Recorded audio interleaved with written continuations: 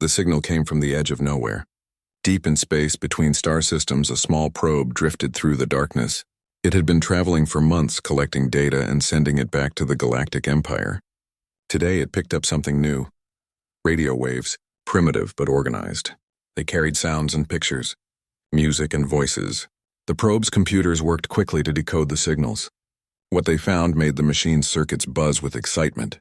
A new species, one that had never been cataloged before. The probe sent its data across the galaxy.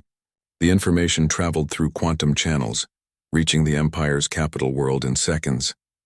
There, in a massive crystal tower that touched the clouds, beings from 12 different species worked together to rule over thousands of worlds. Admiral Vextar stood in the command center, his forearms crossed behind his back. His blue skin shimmered in the light as he studied the data on the floating screens around him. The Zephyrian had served the Empire for over 300 years. He had seen many new species discovered. Most were simple creatures barely worth the Empire's attention. "What do we know about them?" he asked his aide, a small creature with large eyes and gray skin. "They call themselves humans," the aide replied, his voice squeaking slightly. "They live on a world they call Earth, third planet from their star. The planet is mostly water, but they seem to live on the land parts." Vextar nodded slowly. Water worlds usually produced weak species. Too much comfort made beings soft. "What about their technology?" The aide pulled up more screens. Pictures of crude metal ships appeared, along with weapons that looked like simple tubes. "Very basic, sir. They use chemical rockets to move through space. Their weapons fire small metal objects using explosions. No energy shields. No plasma cannons. No quantum drives." "How primitive," Vextar said with a laugh. His voice echoed through the command center. Other officers turned to look, their various alien faces showing amusement. "They're still burning fuel to fly, like children playing with toys." The aide nodded eagerly. "Yes, sir. Our scientists estimate their technology level is at least 500 years behind our weakest client species. They would make excellent workers. Their planet shows signs of many useful minerals." Vextar studied the images of Earth, blue oceans, green continents, white clouds. It looked peaceful. Too peaceful. Species from such worlds never fought well. They didn't understand real conflict. "How many of them are there?" he asked. "Approximately 8 billion on their homeworld," the aide replied. "We've detected no colonies on other worlds. They seem to be stuck on their single planet. 8 billion workers. Even if half died during the conquest, that would still leave plenty for the Empire's needs." Vextar's mind was already working on the economics. Humans could mine asteroids, build ships, serve in the Empire's factories. Their primitive technology meant they wouldn't resist effectively. "Prepare a subjugation fleet," Vextar ordered. "Nothing too large. Standard protocol for primitive worlds." The aide's large eyes blinked rapidly. "How many ships, Admiral?" 200 should be more than enough, Vextar said after thinking for a moment. "Mix of cruisers and destroyers. One dreadnought to handle any surprises. Captain Zelmoth can command. Considerate training for his junior officers." Around the command center, other species nodded in agreement. 200 ships was overkill for most primitive worlds. The Empire had conquered entire star systems with smaller fleets. But it would send a clear message to the humans. "Submit or die." The aide began typing orders into his console. "Should we attempt communication first, Admiral?" "Standard conquest protocols suggest—" "No," Vextar interrupted. "These creatures are too primitive for negotiation. They wouldn't understand the honor we're offering them by including them in the Empire. Better to show strength first, then explain their new place in the galaxy." It was the same pattern the Empire had followed for 1,000 years. Find a new species, evaluate their usefulness, conquer them if they had value. Most species understood quickly that resistance was hopeless. The Empire's technology was so advanced that most worlds surrendered after seeing just one Imperial ship. The few species that tried to fight never lasted long. Energy weapons that could melt mountains, shields that could stop any primitive attack, ships that moved faster than light itself. No primitive species had ever seriously threatened an Imperial fleet. Vextar looked at the images of human cities. Tall buildings made of metal and glass, vehicles that crawled along the ground on wheels, flying machines that moved through their atmosphere using primitive jet engines. Everything looked so simple, so basic. Their largest weapons appeared to be explosive devices, the aide reported, reading from his screens. Chemical explosives. Some use nuclear fusion, but even those are crude compared to our antimatter charges. Nuclear weapons. Vextar almost felt sorry for the humans. They were proud of splitting atoms while the Empire had been manipulating space and time for millennia. It was like watching children play with sticks while adults carried plasma rifles.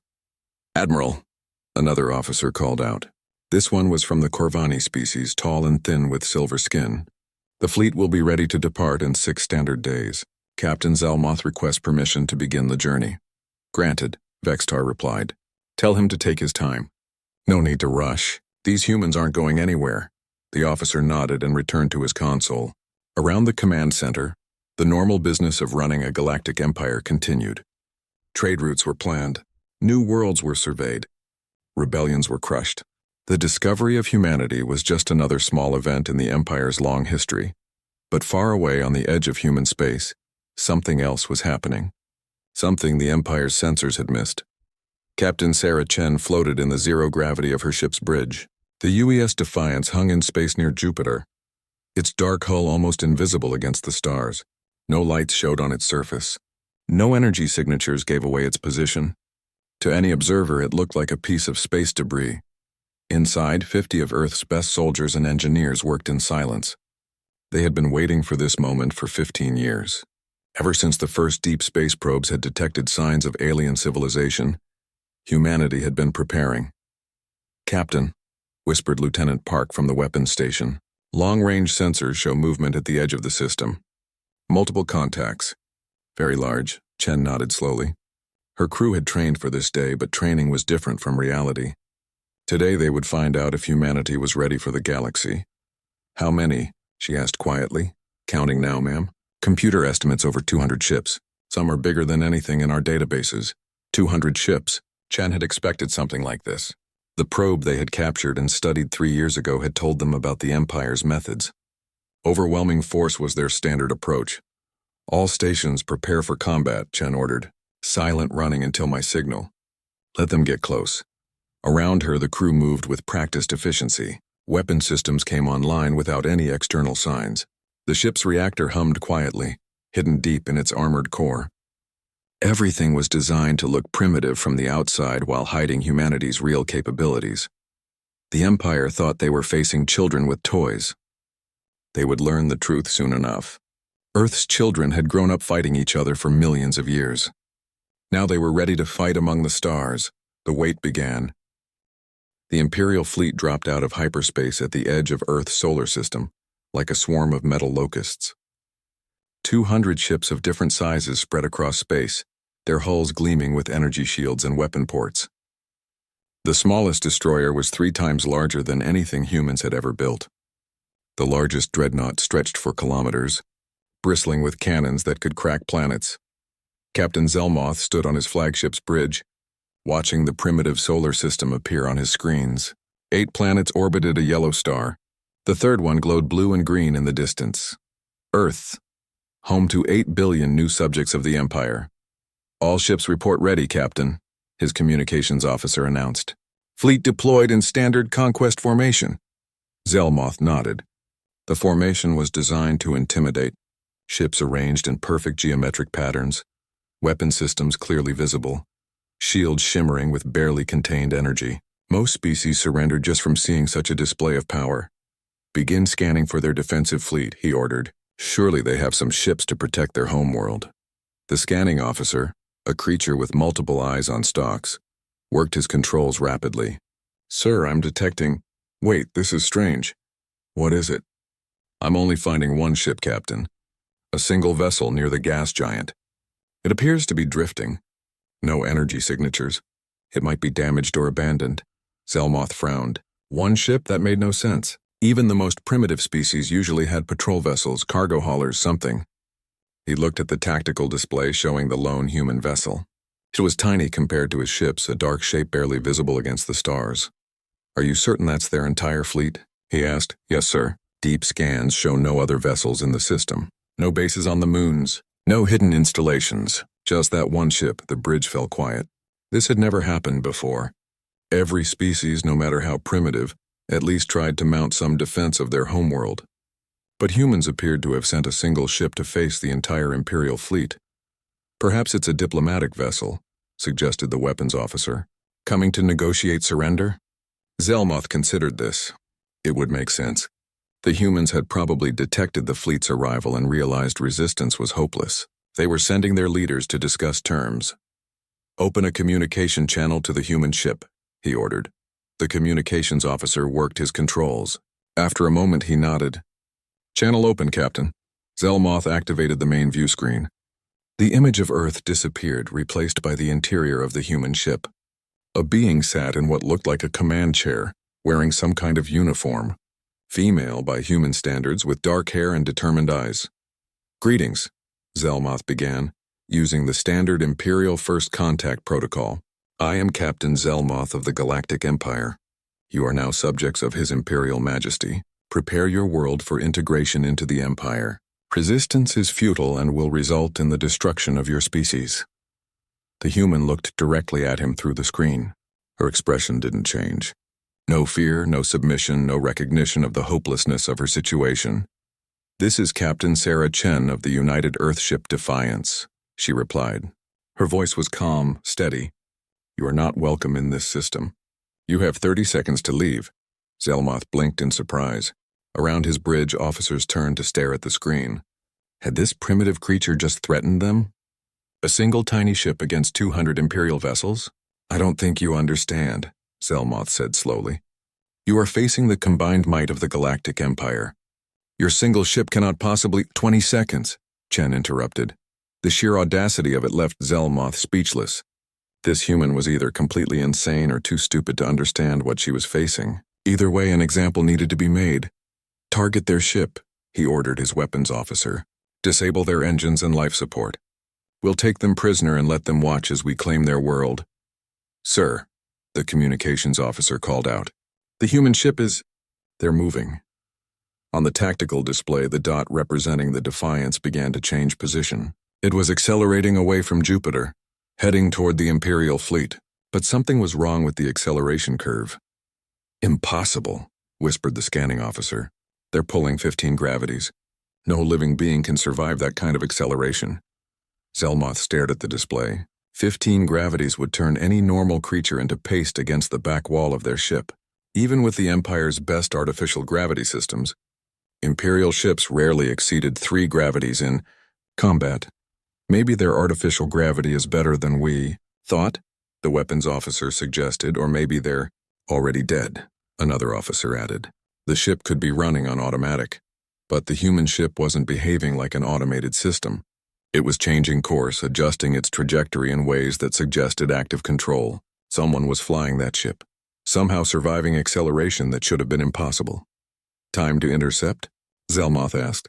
"At current speed." 6 minutes, sir. 6 minutes. Plenty of time to destroy the foolish humans before they could even get close enough to fire their primitive weapons.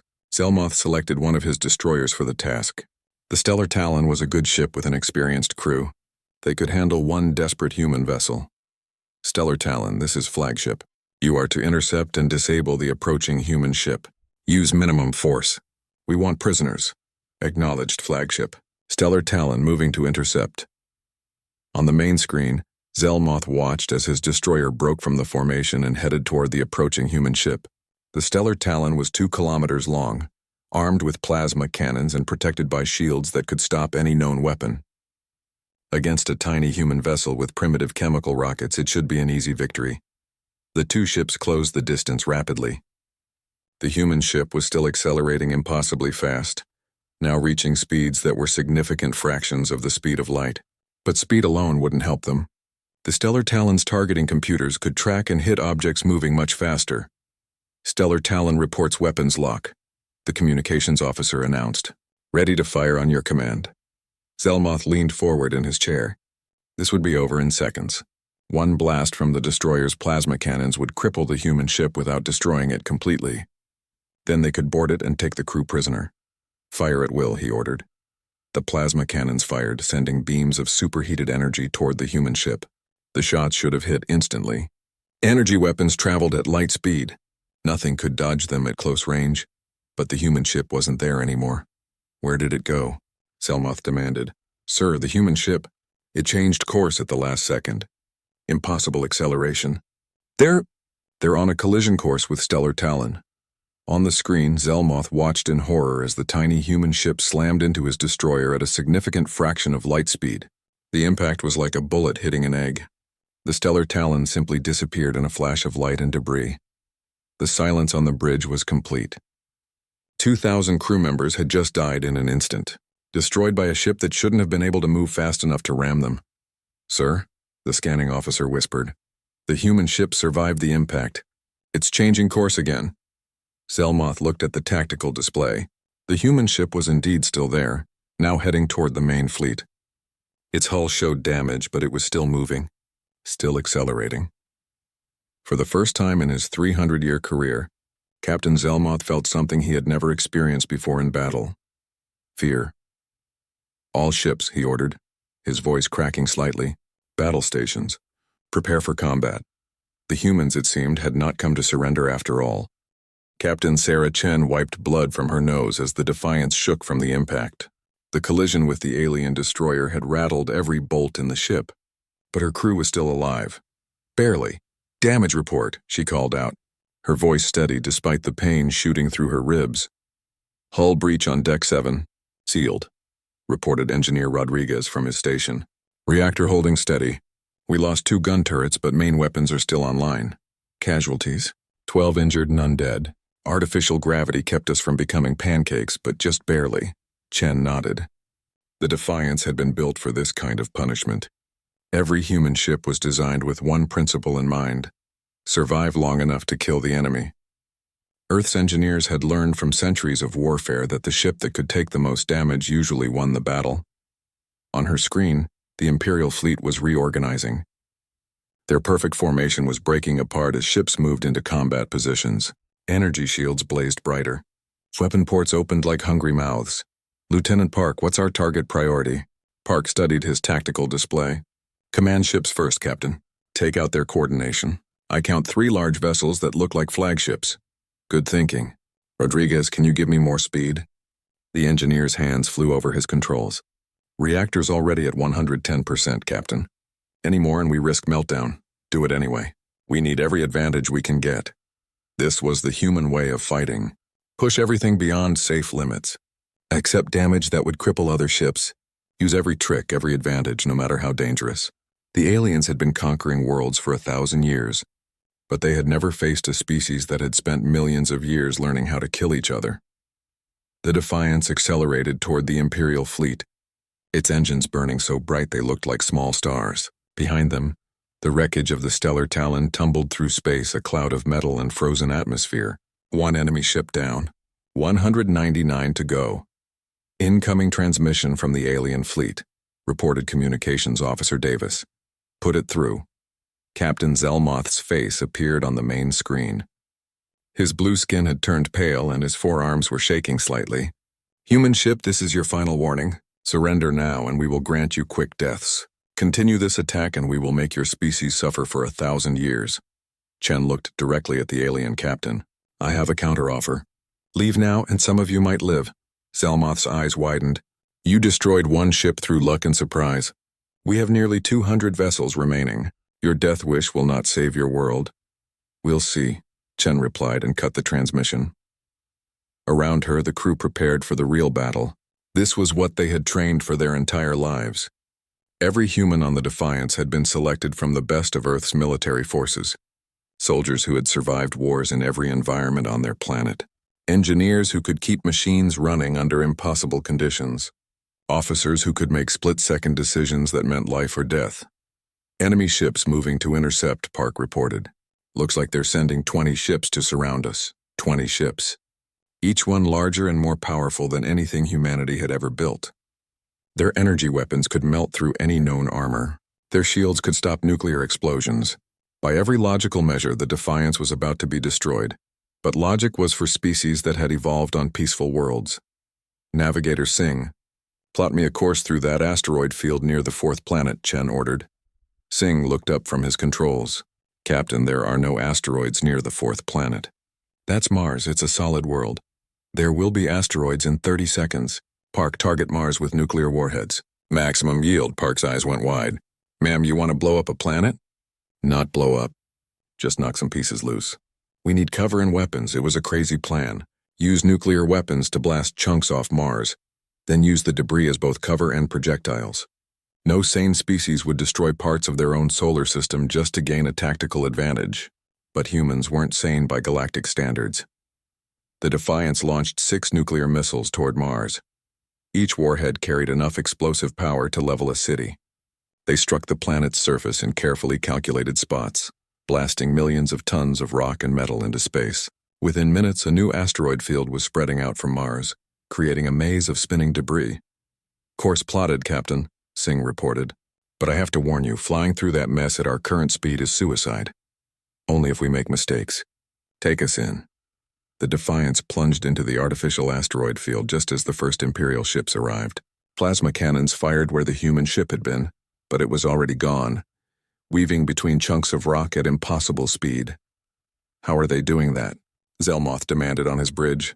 "No ship can navigate through debris at that velocity." His scanning officer watched the tactical display in amazement.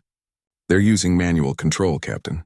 No computer assistance. That human pilot is flying by instinct alone," it was true. Navigator Singh was flying the Defiance like it was part of his own body, dodging between asteroids with centimeters to spare. His reflexes had been honed by years of combat flying in Earth's atmosphere, where a single mistake meant death. The peaceful species of the Empire had never developed such skills. The Imperial ships tried to follow, but their automated systems couldn't handle the chaos. 2 cruisers collided with large asteroids, their shields overloading from the impact.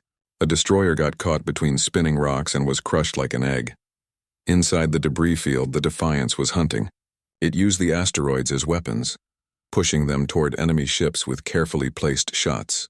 It fired its railguns through the debris, sending metal projectiles that moved faster than the aliens could track. "Enemy ship destroyed," Park reported as another Imperial vessel exploded. "That makes 5 down." But the aliens were learning. They pulled their ships back from the debris field and began bombarding it with energy weapons. Asteroids vaporized under the assault, turning to glowing gas and scattered particles. "They're destroying our cover," Singh called out. "Then we don't need it anymore. Take us out the far side," full speed toward their flagship. The Defiance burst from the collapsing asteroid field like a bullet from a gun. Its hull glowed with heat from the constant impacts, but it was still fighting, still moving toward the heart of the Imperial fleet. Zelmoth watched the human ship approach and felt his blood turn cold. 6 of his vessels were already destroyed or disabled. The humans had turned his own conquest into a nightmare, and they were just getting started. "All ships concentrate fire on the human vessel," he ordered. "Everything we have. Kill it now." 100 plasma cannons fired at once, filling space with deadly energy. But the Defiance was no longer where they expected it to be. The ship was spinning, rolling, changing course in patterns that made no sense. Like a dancer avoiding raindrops, it slipped between the energy beams with impossible grace. "How?" Zelmoth whispered. On the human ship, Captain Chen was feeling the same forces that were trying to crush her crew. But humans had evolved on a world where the weather could kill, where predators lurked in every shadow, where survival meant adapting to anything the universe threw at them. "Rodriguez, can you give me more power to the engines?" "Captain, we're already beyond redline. The reactor can't take much more. It doesn't have to last forever, just long enough to reach their flagship." "That's a suicide run, ma'am," Chen smiled grimly. "Only if we don't take them with us." The Defiance accelerated toward the Imperial flagship, its engines burning so bright they could be seen from Earth. Behind it, the alien fleet fired everything they had, turning space itself into a web of deadly energy. But the human ship kept coming, weaving between the attacks like it was born to dance with death. Because in a way it was. The Imperial fleet had never seen anything like it. Ships that had conquered 1,000 worlds now fled in terror from a single human vessel. What had begun as a routine conquest had become a slaughter, and they were the ones being slaughtered. Captain Zelmoth stood on his flagship's bridge, watching his fleet die around him. 23 ships destroyed in the past hour. The humans weren't fighting like any species he had ever encountered. They didn't retreat when damaged. They didn't follow logical tactical patterns. They fought like the universe itself was trying to kill them, and they refused to die quietly.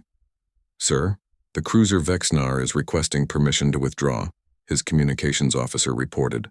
"They've lost main engines and half their weapon systems. Denied, Zelmoth replied harshly. No ship retreats. We are the Galactic Empire. We do not run from primitives.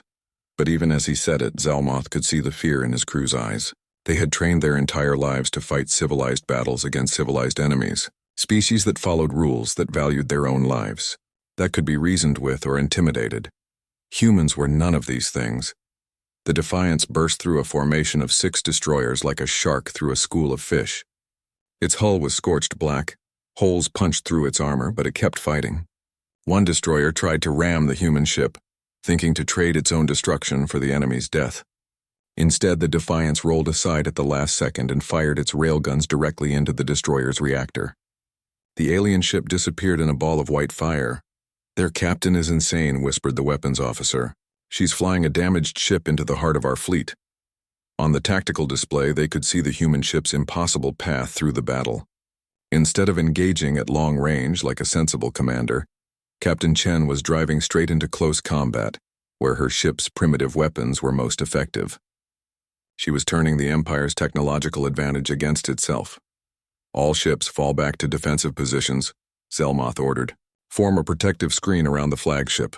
It was the right tactical decision, but it came too late. The humans had already shown they could destroy his ships faster than he could reorganize them. And worse, other Imperial captains were beginning to panic. "Sir," the communications officer called out urgently, "the cruiser Kelthan is breaking formation. They're heading for hyperspace." Zelmoth spun around. "What?" "Order them to return to position immediately." "They're not responding, sir." "I think they're running." The word hit Zelmoth like a physical blow. In 1,000 years of conquest, no Imperial ship had ever fled from battle. The Empire's reputation was built on absolute victory, overwhelming force, and the certain knowledge that resistance was futile. But as he watched, 3 more ships broke from the formation and jumped to hyperspace. His fleet was falling apart. On the human ship, Captain Chen felt the Defiance shudder as another plasma blast struck their weakened shields. The ship was dying around her, but she and her crew kept fighting with the desperate fury of cornered animals. "Hull breach on Deck 4, Rodriguez reported. His voice was calm despite the blood running down his face from a head wound. "Emergency bulkheads are holding, but barely. How many functional weapons do we have left?" 6 railguns, half the missile tubes, and the backup reactor we can use as a bomb if we have to." Chen nodded. The backup reactor trick was humanity's final weapon. If everything else failed, they could overload their power systems and turn the entire ship into a nuclear explosive. It would kill them all, but it would take a lot of enemies with them. "Navigation, how many enemy ships are still fighting?" Singh checked his display. "I count 47 still in formation around their flagship. Maybe 20 more scattered around the system. The rest either destroyed or fled. From 200 ships to less than 70 still willing to fight." The humans were winning through sheer terror as much as firepower. The Imperial crews had never faced an enemy willing to die to kill them. It went against everything they understood about warfare. "Target their flagship," Chen ordered. "Time to end this." The Defiance turned toward the massive Imperial command ship. It was 5 kilometers long, bristling with weapons that could crack moons. Its shields glowed like a small star, powered by reactors that could supply energy to entire worlds. By every measure, it was impossibly beyond the human ship's ability to damage. But Captain Chen had learned something during the battle. The Empire's ships were built for show as much as function. They were designed to intimidate, to overpower through technological superiority. What they weren't designed for was close combat with an enemy that didn't care about their own survival. "All power to engines," she ordered. "Maximum acceleration." "Captain," Park called from weapons. "I have an idea. What if we don't try to fight through their shields?" "What do you mean?" "Their shield generators are on the hull. If we can get close enough, we can target them directly with railgun fire. Punch through the shield projectors instead of the shields themselves." It was brilliant. Typically insane human thinking that no civilized species would consider. Instead of attacking the strongest part of the enemy's defenses, attack the part that created those defenses. "Do it," Chen ordered. The Defiance accelerated toward the Imperial flagship at a speed that would have killed any crew not protected by artificial gravity. The massive alien ship fired everything it had, turning space around the human vessel into a maze of deadly energy. But Chen's crew had been dodging death their entire lives. Singh flew through the energy barrage like he was born in space. Rodriguez kept the engines running despite damage that should have shut them down completely. Park calculated firing solutions in his head when the computers failed. Davis kept communications open with nothing but spare parts and determination. They were 50 humans against thousands of aliens, flying a damaged ship against an enemy vessel 100 times their size. By every logical measure, they should have died within seconds. Instead, they closed to point-blank range and opened fire. The Defiance's railguns fired solid metal projectiles at significant fractions of light speed. The slugs punched through the flagship's hull like bullets through paper, targeting the shield generators with surgical precision. One by one, the protective barriers flickered and died. Impossible, Zelmoth breathed as his flagship's defenses collapsed. They're inside our shields. How are they still alive? His crew was panicking now. The human ship was so close they could see battle damage on its hull. Scorch marks from weapons that should have destroyed it, yet it kept fighting, kept maneuvering, kept killing his people with impossible skill and determination. "Sir, we have hull breaches on multiple decks," his damage control officer reported. "They're targeting our reactor cores." "Evacuate the bridge," Zelmoth ordered. All crew to escape pods, but it was too late. The Defiance had maneuvered directly above the flagship's main reactor. Captain Chen looked down at the massive alien ship through her view screen and made the decision that would echo through galactic history. "All crew, prepare for ramming speed," she announced over the ship's communication system. "It's been an honor serving with you all." Engineer Rodriguez looked up from his controls. "Captain, we could still escape. Use the backup reactor as a mine and get out of the blast radius." Chen shook her head. "No. If we run now, they'll just send more ships to Earth. We end this here today permanently." She activated the ship-wide intercom. "This is Captain Chen. In 30 seconds, we're going to ram their flagship while simultaneously detonating our reactor. The explosion will take out everything in the immediate area, including us. Any crew member who wants to use an escape pod has 20 seconds to get there." Silence filled the bridge. Then Rodriguez spoke up. "With respect, Captain, where the hell would we go? This is our home system. These are our people they came to conquer." Similar responses came from every station. The crew of the Defiance had made their choice long before this moment. They were going to save Earth or die trying. There was no middle ground. "All right then," Chen said quietly. "Let's show the galaxy what humans are made of." The Defiance dropped toward the Imperial flagship like a falling star, its reactor overloading, its engines burning brighter than the sun. In the final seconds, Captain Chen thought about Earth.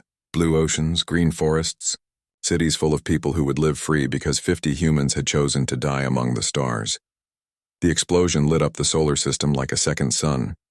The explosion was visible from Earth.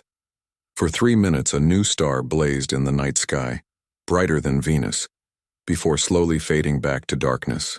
In observatories around the world, astronomers watched in stunned silence as the light show ended. They didn't know what had happened out there near Jupiter, but they knew it was big.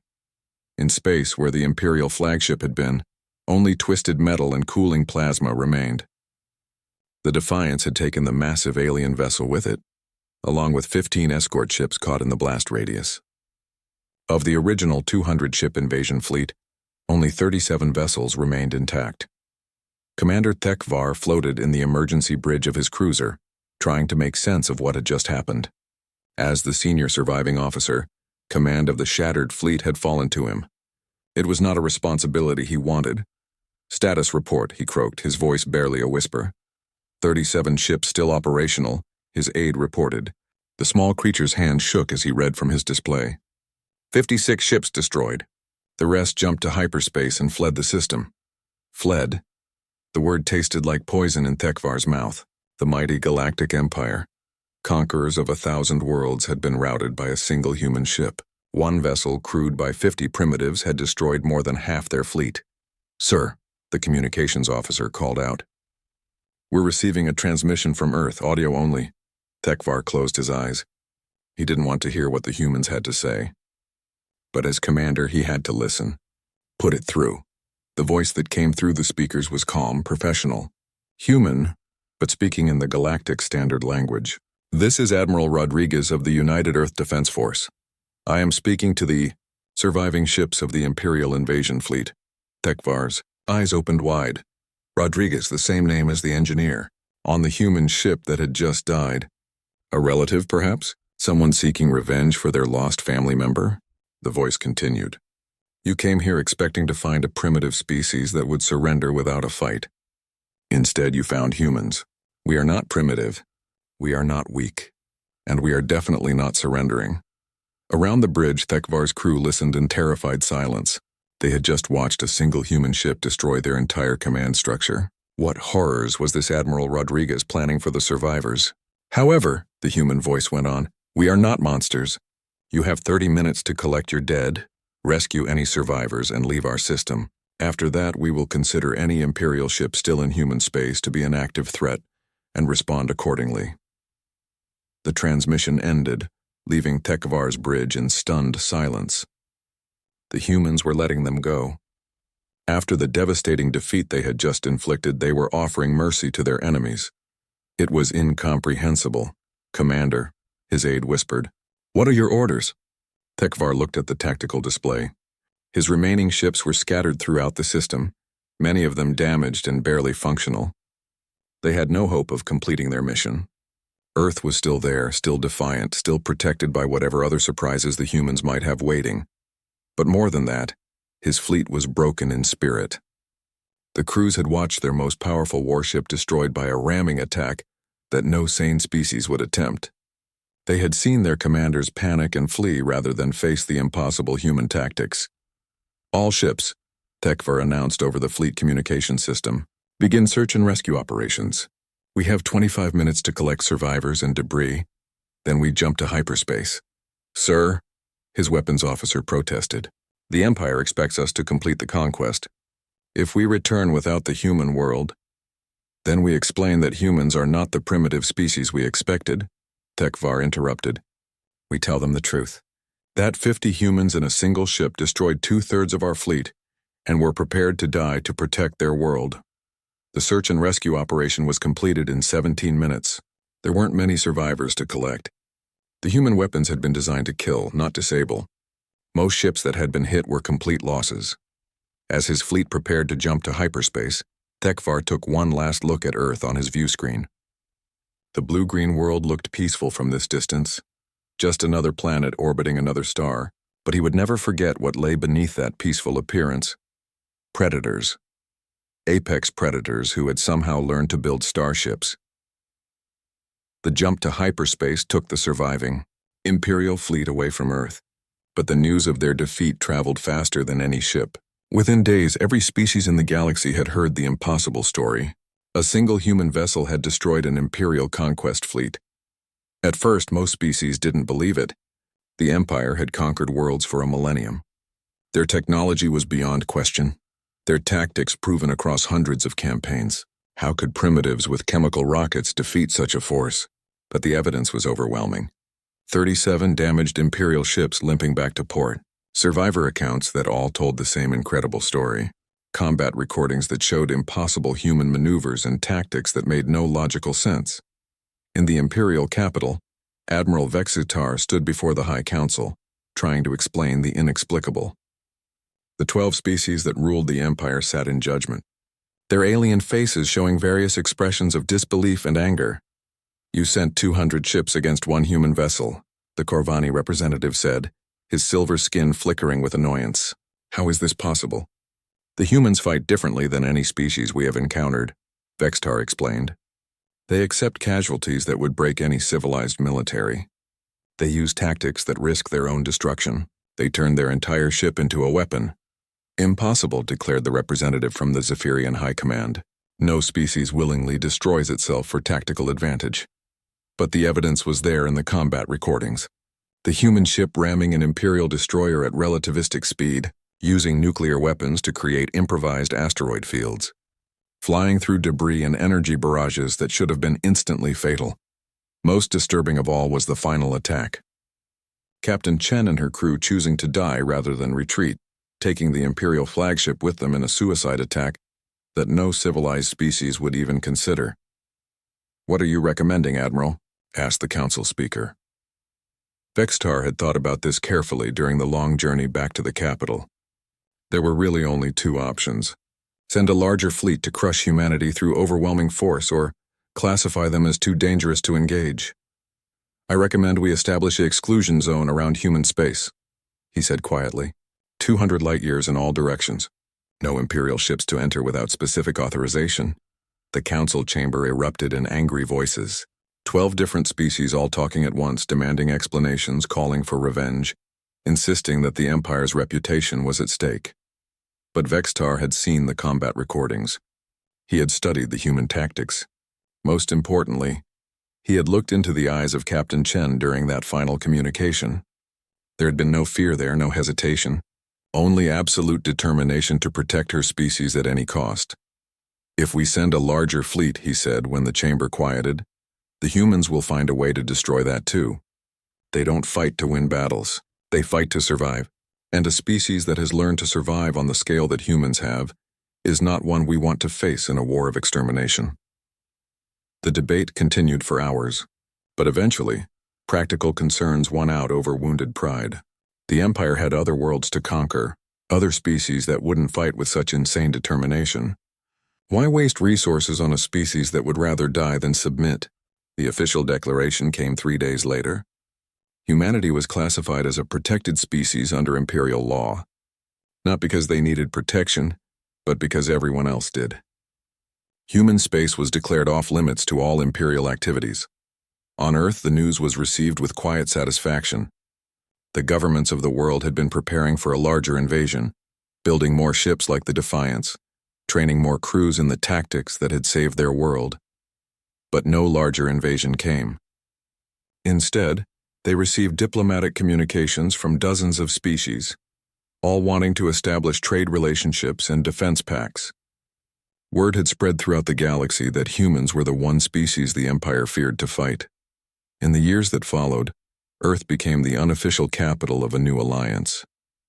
Species that had been conquered by the Empire began to rebel, inspired by the story of 50 humans who had chosen to die rather than surrender. Trade routes were established that bypassed Imperial space entirely. The balance of power in the galaxy was shifting, and it had all started with one ship and one crew who refused to back down.